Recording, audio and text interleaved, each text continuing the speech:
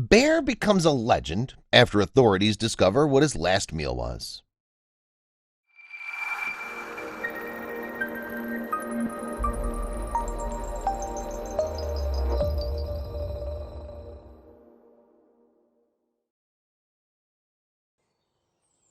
When authorities stumbled upon an unfortunate North American black bear that had met a grizzly end in the woods, they weren't expecting to uncover a large conspiracy. After all, it was only pure coincidence and a few bad decisions that led the bear to a last meal unlike anything else in the animal kingdom. Why do so many tourists come to visit a taxidermied bear that's displayed at the Kentucky for Kentucky, KY for KY Fun Mall?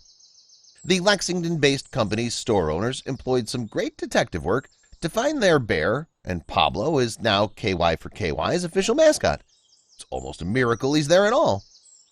He didn't seem so remarkable at first. The bear was stuffed and given to the Chattahoochee River Nation Recreation Area in the 1980s after being discovered in the forest, dead. For years, he remained in the center's visitor center. When a wildfire threatened the rec area, the staff evacuated themselves and the center's valuables. Everything was safely stored in nearby Dalton, Tennessee.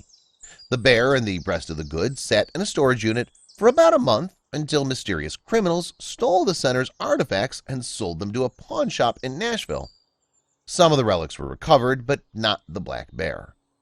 When the bear arrived, the pawn shop owner quickly contacted country music star Waylon Jennings. Waylon was a major taxidermy collector and bought the bear to add to his other figures. The black bear's next owner was Ron Thompson, a trip planner for millionaires visiting Las Vegas. The stuffed bear sat in Ron's mansion until he died in 2009. His estate was auctioned by Nellis Auction House, and Zhu Tang, owner of the traditional Chinese medicine shop in Reno, bought the bear for $200. Zhu used the animal as a shop decoration until 2012. That's when Zhu also died. When he passed, his wife sold his business and decided to keep the black bear. She was always bringing home junk from auctions and estate sales and things like that, she said. The bear was one of his favorite things. He just loved it for some reason. At first, he wanted to keep it in our living room, but I wouldn't have it. It scared me. I made him take it to the store, Miss Tang said. The bear seemed like a regular taxidermied animal. Because a jagged scar running across the creature's stomach, Tang thought it was a botched taxidermy incision. It wasn't until she spoke with the KY for KY store owners, who checked lead after lead to track her down, that Tang learned the odd story behind the stuffed black bear. The Georgia Bureau of Investigation created the scar when they examined the same bear in the 1980s. For 2 months, a team from KY for KY followed the path of the black bear before reaching the end, Mrs. Tang. When they told her the statue's entire story, she almost didn't believe it.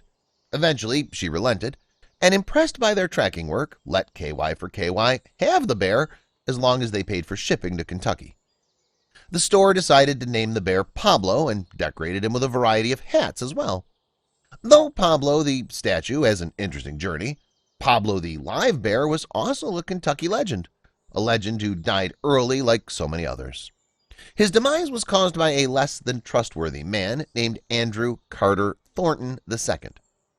Andrew happened to die the same day as Pablo, but a few hours earlier. His body was discovered on September 11, 1985, in someone's driveway in Knoxville, Tennessee. Before his death, he was wearing an all-khaki outfit, black gloves, and a bulletproof vest. He was carrying a few guns, night goggles, code books, and thousands of dollars in cash. Later, police found a crashed Cessna 404 plane and realized Andrew was piloting it. It was no coincidence that Andrew was an Army paratrooper. He later became a lawyer and then a corrupt Lexington area narcotics officer before getting arrested in 1981. He was quickly released and resorted to smuggling drugs in Kentucky.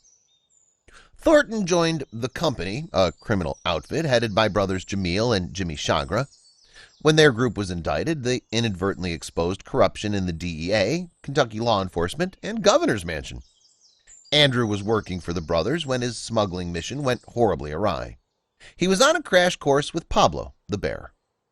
In 1985, Andrew was flying hundreds of pounds of cocaine by plane when the engine failed and he panicked. Thornton pushed at least 40 pounds of the drug out of the plane.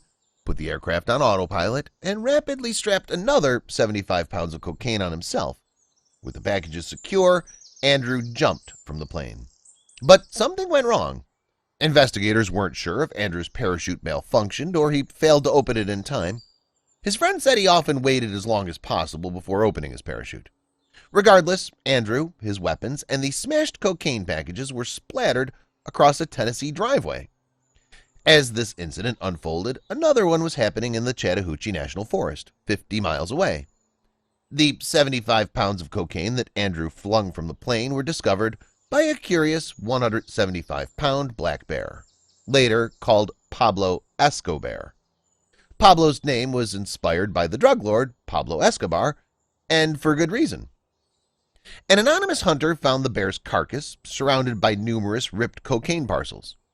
Its stomach was literally packed to the brim with cocaine, the bear's medical examiner said. There isn't a mammal on the planet that could survive that. Cerebral hemorrhaging, respiratory failure, hypothermia, renal failure, heart failure, stroke. You name it, that bear had it. Poor Pablo didn't know he was consuming pound upon pound of cocaine. Without interference, the bear kept eating the drug until he was literally filled with it. We don't think he felt much pain before his death, at least. But there are some unanswered questions about his coke binge. While a 175-pound bear is capable of eating plenty of cocaine, investigators believe he wasn't the only one who got into the drug. The hunter who found the bear told a few friends before the police could clear the site. They believe a few people may have taken a parcel for themselves. Though the animal is long gone, Pablo's legend lives on decades later. If you want to meet Pablo Escobar for yourself, take a road trip to Lexington, Kentucky.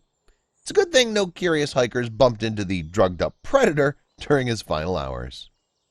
Please share this with your friends and family.